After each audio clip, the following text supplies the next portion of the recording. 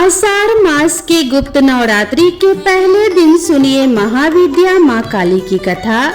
या देवी सर्वभूतेषु माँ कालरात्रि रूपेण संस्थिता नमस्तस्यै नमस्तस्यै नमस्तस्यै नमो नमः। अर्थात हे माँ सर्वत्र विराजमान और कालरात्रि के रूप में प्रसिद्ध अम्बे, आपको मेरा बारंबार प्रणाम है या आपको मैं बारंबार प्रणाम करती हूँ। हे माँ मुझे पाप से मुक्ति प्रदान करो। जय श्री कृष्णा, राधे राधे। आप सभी को गुप्त नवरात्रि की हार्दिक शुभकामनाएं। आप सभी पर माता रानी की कृपा सदा सर्वदा बनी रहे, इसी मंगल कामना के साथ आज की वीडियो का शुभारंभ करती हूँ। गुप्त नवरात्रि के पहले दिन माता दुर्गा के शैलपुत्री के रूप के साथ 10 महाविद्याओं में से एक महाविद्या महाकाली की पूजा भी की जाती है। गुप्त नवरात्रि में 10 महाविद्याओं की पूजा बिल्कुल गुप्त रहकर की जाती है। जो भक्त उपवास रखते हैं उनके उपवास का पता भी किसी को नहीं चलना चाहिए। और कहा जाता है कि गुप्त नवरात्रि में जितना ज्यादा आप अपनी पूजा को गुप्त रखेंगे उतना ही आपको आपकी पूजा का या व्रत का पूर्ण फल प्राप्त होता है। आज की वीडियो के माध्यम से मैं आप सभी को सुनाने वाली हूँ गुप्त नवरात्रि के पहले दिन सुनी जाने वाली माता काली की कथा।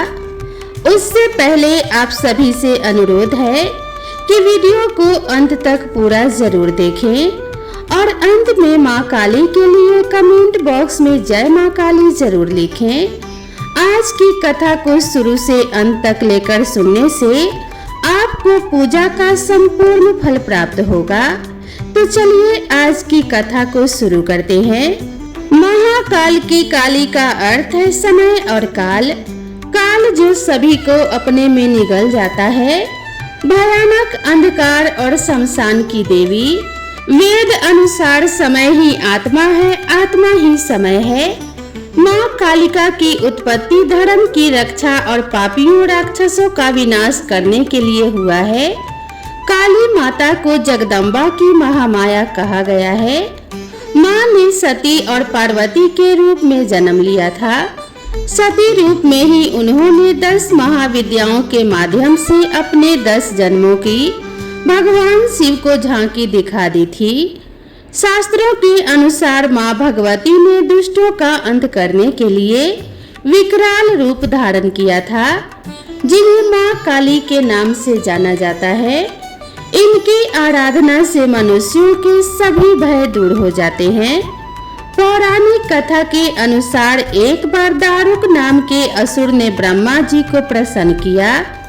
उनके द्वारा दिए गए वरदान से वह देवों और ब्राह्मणों को प्रलय की अग्नि के समान दुख देने लगा। उसने सभी धार्मिक अनुष्ठान बंद करा दिए और स्वर्ग लोक में अपना राज्य स्थापित कर लिया। सभी देवता ब्रह्मा जी और विष्णु जी के धाम पहुँचे।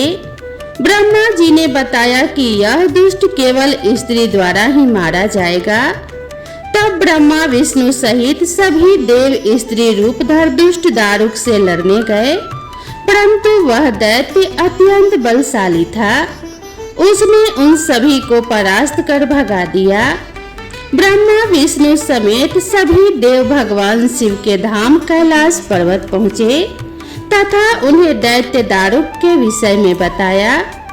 भगवान शिव ने उनकी बात सुन माँ पार्वती की ओर देखा और कहा कि हे कल्याणी, जगत के हित के लिए और दुष्ट दारुक के वध के लिए तुमसे प्रार्थना करता हूँ।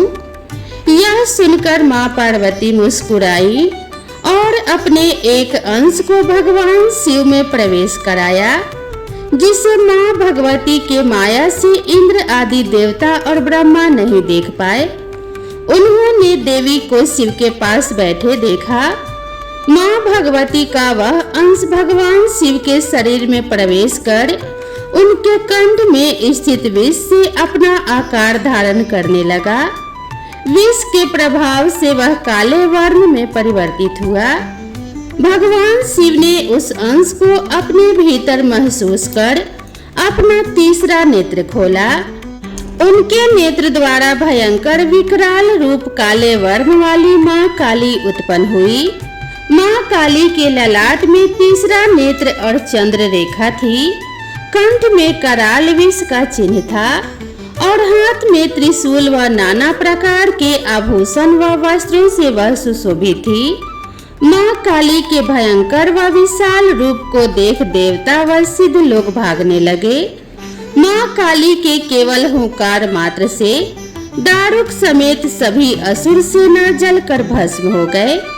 माँ के क्रोध की ज्वाला से संपूर्ण लोक जलने लगा। उनके क्रोध से संसार को जलते देख भगवान शिव ने एक बालक का रूप धारण किया। भगवान शिव शमशान में पहुंचे और वहां लेटकर रोने लगे।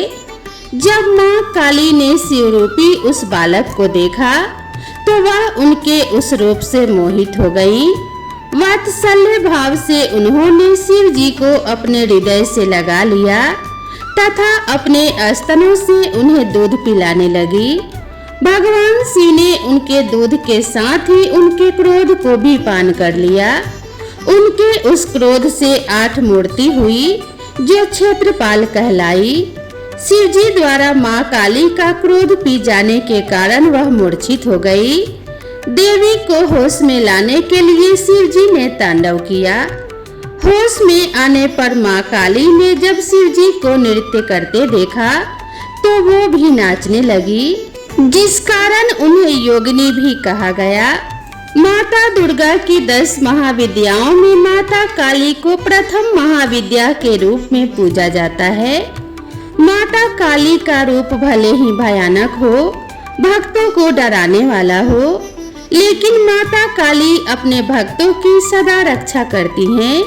जो भक्त निस्वार्थ भाव से इनकी पूजा करता है, श्रद्धा और विश्वास के साथ गुप्त नवरात्रि के दिनों में उपवास भी रखता है, माता काली की कृपा सदा ऐसे भक्तों और उनके परिवार को प्राप्त होती है। माता काली का स्वभाव बहुत जल्दी रुष्ट और बहुत जल्दी प्रसन्न होता है।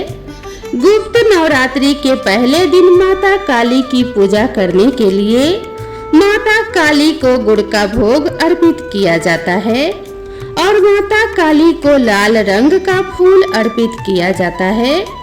इससे माता बहुत खुश हो जाती हैं और खुशी खुशी स्वीकार करती हैं। जय माँ महाकाली, जय माँ शैलपुत्री। अब आइए श्रवण करते हैं माता शैलपुत्री की कथा। नवरात्रि के पहले दिन माता शैलपुत्री की पूजा का भी विधान है, तो चलिए इस कथा को शुरू करते हैं। तो प्रेम से बोलिए जय माता दी। स्वयंभू मनु की 3 पुत्रियां थी, अकुति, देवहूति और प्रसूति। इनमें से प्रसूति का विवाह दक्ष नाम के प्रजापति से हुआ। दक्ष को 16 कन्याओं की प्राप्ति हुई। इनमें से एक थी सती, जिनका विवाह भगवान शिव के साथ हुआ। उनको किसी संतान की प्राप्ति नहीं हुई, क्योंकि उन्होंने युवा अवस्था में ही अपने पिताजी के यहाँ देह का परित्याग कर दिया था। कोई महिला ससुराल में देह त्याग करे तो बात समझ आती है कि उसको प्रताड़ना दी गई होगी, लेकिन पिता के घर में आत्महत्या कर ली, ये बात समझ में नहीं आती। एक बार देवताओं की बड़ी सभा लगी हुई थी। दक्ष जो सती के पिता हैं, उस सभा के सभापति थे। दक्ष जब सभा में आए, सभी लोग उठकर खड़े हो गए।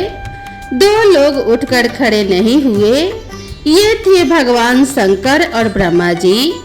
दक्ष ने सोचा चलो ब्रह्मा जी तो पिता हैं, वे खड़े नहीं हुए तो क्या हुआ, पर शंकर जी तो दामाद हैं और दामाद पुत्र के समान होता है। दक्ष ने सोचा मेरे आने पर ये खड़ा नहीं हुआ, ये कितना उदंड है। मैंने तो अपनी मृगनयनी बेटी का विवाह इस मरकट लोचन के साथ कर दिया, इसको तो कोई सभ्यता शिष्टाचार ही नहीं। इस तरह से दक्ष ने भगवान शिव को बहुत अपशब्द बोले और खूब गाली गलौज किया। अब प्रश्न उठता है, दक्ष की सभा में शिव जी उसके सम्मान के लिए क्यों नहीं उठे? तो इसका उत्तर है, शिव जी का उद्देश्य दक्ष का अपमान करना नहीं था। वे तो भगवान के ध्यान में ऐसे निमग्न बैठे थे कि उनको पता ही नहीं लगा दक्ष कब आया। जब दक्ष गाली देने लगा तब उनका ध्यान टूटा। तब उन्होंने देखा दक्ष अत्यंत क्रोधित होकर उन्हें गाली दे रहा है। यही है आत्मानिष्ठ महापुरुष की पहचान। अगर अनजाने में कोई मर्यादा का उल्लंघन हो जाए तो उसके परिणाम स्वरूप समाज तो कुछ न कुछ बोलेगा ही। उनके बोलने पर भी महापुरुष की कोई प्रतिक्रिया नहीं होती। इसी तरह यहाँ भी दक्ष गाली दे रहा है।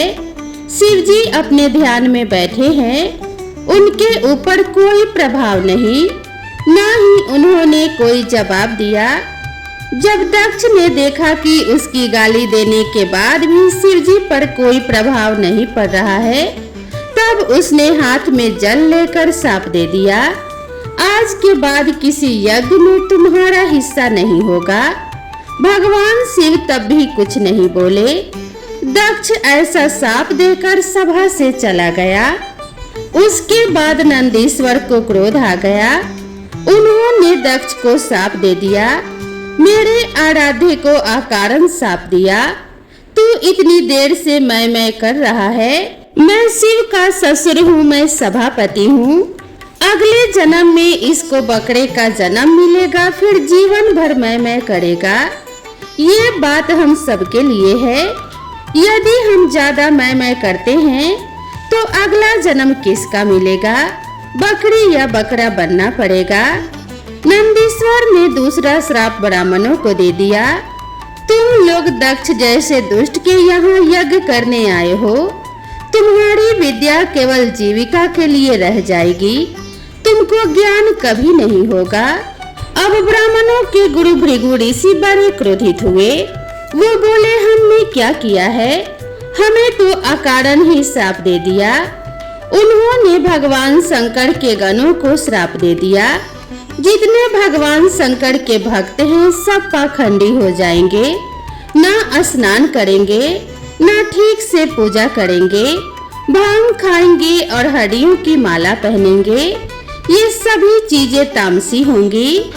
आज जो हमें शिव भक्त गांजा पीते, शमशान की राख लपेटे, हड्डियों की माला पहने दिखते हैं, वे इसी श्राप के कारण हैं।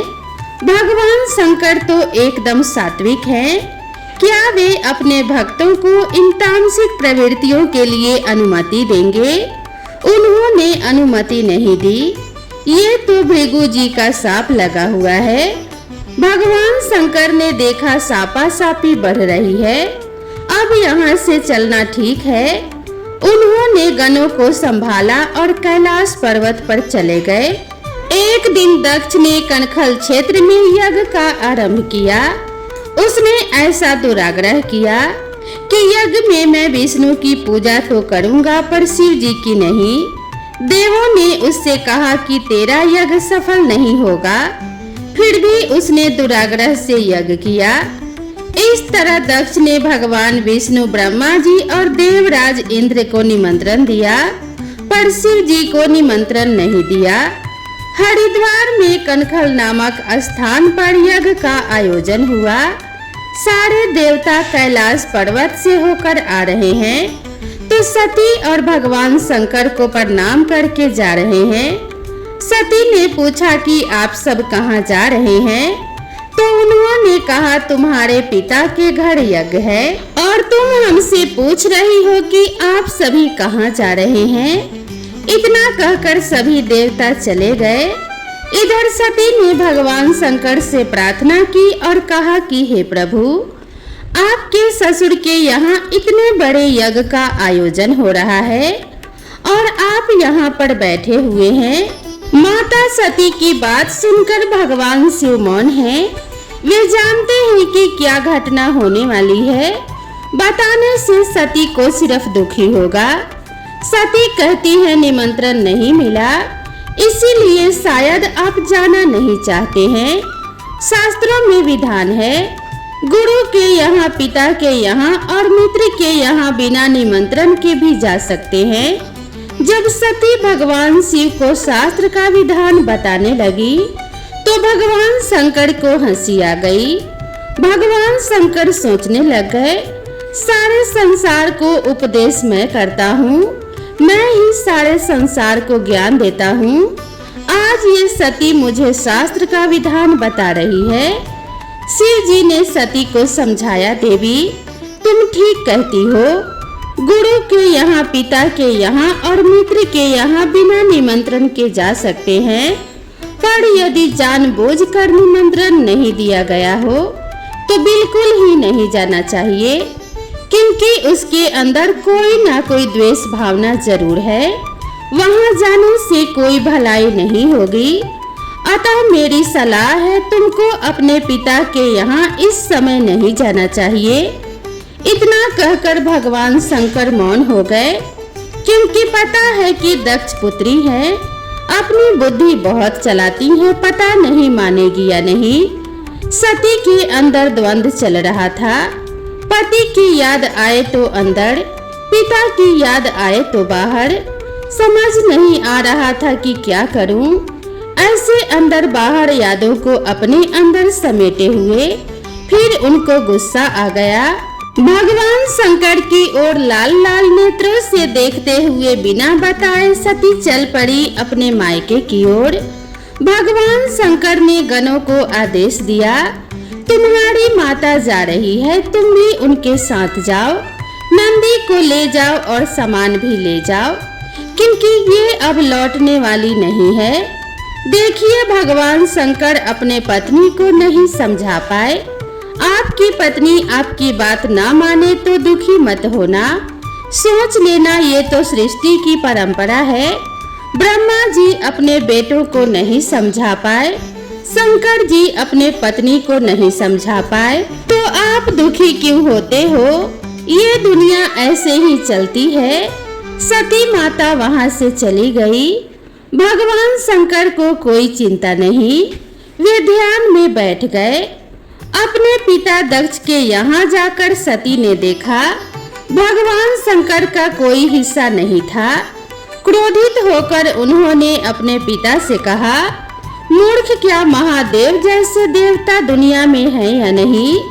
सती ने कहा, दक्ष, तुमको छोड़कर इस विश्व में ऐसा कौन व्यक्ति होगा जो शिव का विरोधी होगा? कोई विष्णु का विरोधी हो सकता है, ब्रह्मा का विरोधी हो सकता है, पर शिव का विरोधी तो रावण भी नहीं था, कुंभकर्ण भी नहीं था, जरासंध भी नहीं था, हिरण्यकश्यप भी नहीं था। ये सभी शिव भक्त थे।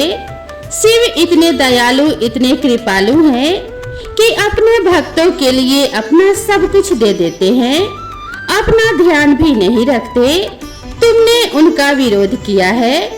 शास्त्रों में लिखा है, जहाँ गुरु का और भगवान का विरोध हो रहा हो तो कानों में उंगली लगाकर वहाँ से चले जाओ। जो सुनेगा और विरोध नहीं करेगा उसको भी पाप का भागी बनना पड़ता है। सती कहती है, मैं तेरी जीभ तो नहीं काट सकती, पर अब मैं लौटकर कैलाश पर्वत पर भी नहीं जा सकती। शिव तो परम दयालु हैं, वे तो स्वीकार कर लेंगे, परंतु दुष्ट दक्ष ये शरीर तेरा दिया हुआ है और तेरे जैसे दुष्ट के दिए शरीर से मैं वहाँ नहीं जा सकती। वो मुझे दक्ष पुत्री कहकर बुलाएंगे तो मेरे लिए मरने के समान हो जाएगा।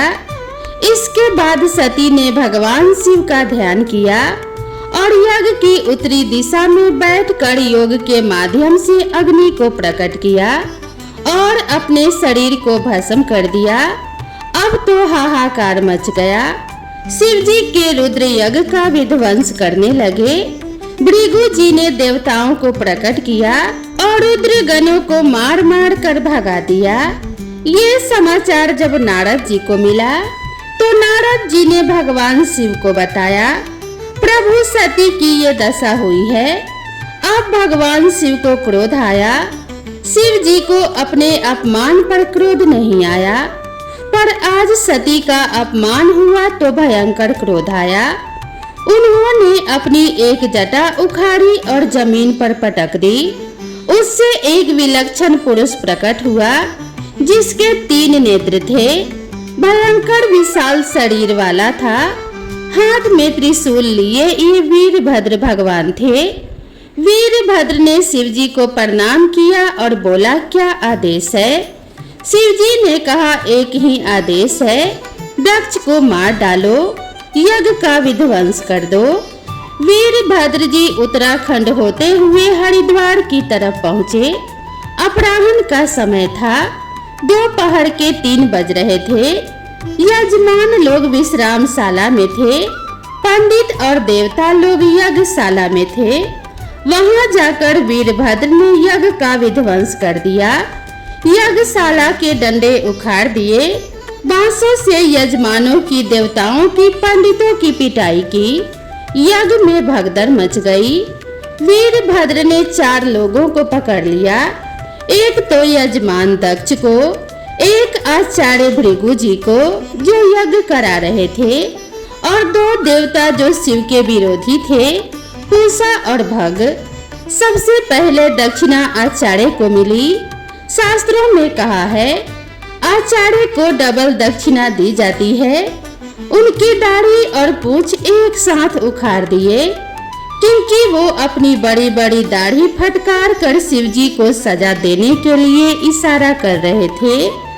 अब पूषा के दांत निकाल दिए, क्योंकि जब दक्ष शिवजी को गाली दे रहा था, पूषा अपने बड़े बड़े दांत निकाल कर हंस रहा था। इसका अर्थ है, यदि हम अपने शरीर की किसी भी इंद्रिय का उपयोग दूसरों के अहित के लिए करेंगे तो वो अंग बेकार हो जाएगा।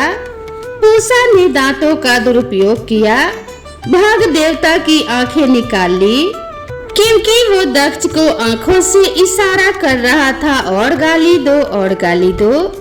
अब वीरभद्र ने दक्ष के गले पर तलवार मार दी, पर वो मरा नहीं।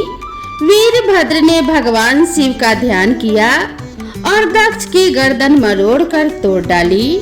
फिर उसके सिर को हवन कुंड में डालकर जलाकर भस्म कर दिया। इस तरह से दक्ष का यज्ञ विध्वंस हो गया। विध्वंस इसीलिए हुआ क्योंकि ये अधर्म की दृष्टि से नहीं था, ये तो शिवजी के अपमान के लिए था। यहाँ सीखने की बात यह है, यदि किसी कार्य का आरंभ गलत भाव रखकर किया जाए तो वह कार्य कभी सफल नहीं होता है। ऐसे बहुत से काम होते हैं, बाहर से दिखाई देगा जैसे ये धर्म का काम हो रहा है, पर उनका उद्देश्य गलत होने से वो अधर्म का काम बन जाता है। यज्ञ विध्वंस होने के बाद ब्रह्मा जी सभी देवताओं को लेकर शिव जी के पास पहुँचे और उनसे प्रार्थना करने लगे। भगवान शंकर के पिता हैं ब्रह्मा जी। शिव जी बोले, पिताजी आप प्रार्थना मत करिए, आप आज्ञा करिए क्या करना है।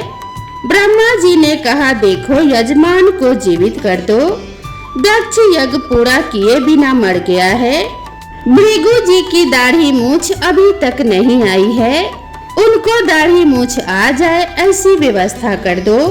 पूषा को दांत मिल जाए, भग देवता को आंखें मिल जाए, बस हम इतना ही मांगते हैं।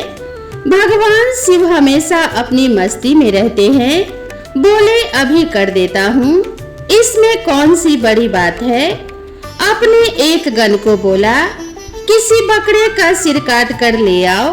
बकरे का सिर ही क्यों मंगाया, हाथी का, शेर का, किसी का भी मंगा लेते। भगवान शिव ने सुना था कि नंदीश्वर ने दक्ष को शाप दिया है कि अगले जन्म में ये बकरा बनेगा। भगवान शिव ने सोचा, अगले जन्म में क्यों, इसी जन्म में इसे बकरा बना देता हूँ, और इसीलिए बकरे का सिर मंगाया और दक्ष के शरीर में जोड़कर उसे जीवित कर दिया। दक्ष जीवित हो गया। उसने भगवान शिव की स्तुति की और क्षमा याचना करने लगा। सती माता ने फिर से पार्वती के रूप में जन्म लिया, फिर कठिन साधना की और भगवान शिव के साथ उनका विवाह हुआ। अब उनकी बुद्धि अडोल थी, सती जी अब पार्वती के रूप में अपनी ज्यादा बुद्धि नहीं लगाती हैं। वे जानती हैं जो पहले हुआ वो ज्यादा बुद्धि लगाने के कारण हुआ। तो प्रेम से बोलिए हर हर महादेव, माता पार्वती की जय। दोस्तों, आप सभी को यह वीडियो कैसी लगी कृपया कमेंट करके जरूर बताएं और इसी तरह की नई कथा और नई कहानी के लिए मेरे चैनल से जुड़े रहें। तो मिलते हैं इसी कथा के अगले अध्याय के साथ, तब तक के लिए राधे राधे।